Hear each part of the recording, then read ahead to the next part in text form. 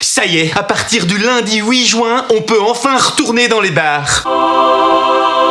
Je vais tellement picoler que si je m'allume une clope au bar, direct il prend feu.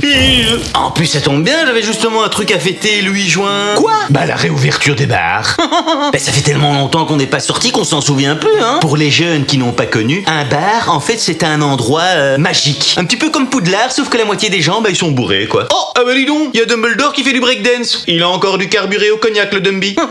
C'est chouette, c'est vraiment chouette. Par contre tout va fermer à 1h du mat.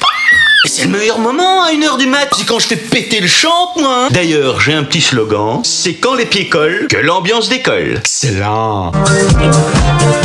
Les restos réouvrent aussi. Enfin. Ah non, parce que moi, la cuisine de Béret, j'en peux plus. Et c'est pas tant la bouffe que le fait de voir sa tronche pendant que je mange qui me coupe l'appétit, moi. Désolé, mais moi, le boudin, je le préfère dans mon assiette et pas dans ma tronche, hein. Oh, je suis vilain, oh, je suis vilain. Apparemment, va falloir aller au resto avec un masque. On fait comment, alors, la bouffe, on fait quoi? On se la met dans le fion? Non, mais faut m'expliquer, hein. De quoi, Béret? On peut enlever le masque pour manger. En même temps, c'est logique. Ouais, ça se tient. On n'a pas pensé à ça.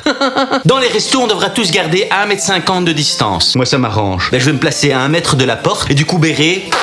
elle bouffe dehors. Oh, je suis vilain, oh, je suis vilain. Et les serveurs, ils vont faire comment pour respecter la distanciation sociale pour te servir? Ils vont engager que des champions de frisbee? Il y aura une catapulte en cuisine? Ils vont te servir ton vol au vent à coup de shotgun dans ta face?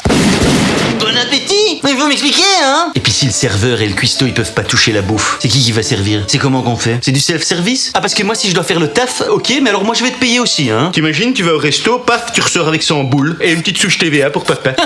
Comment je vais faire pour draguer les minettes? Si une gonzesse me demande du feu, je fais comment, moi? Au lance-flamme à 2 mètres de distance?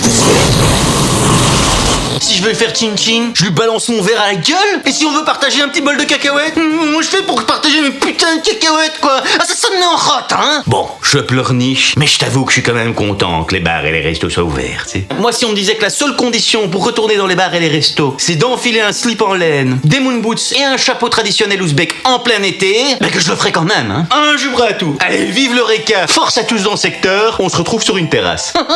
Oxo, oxo.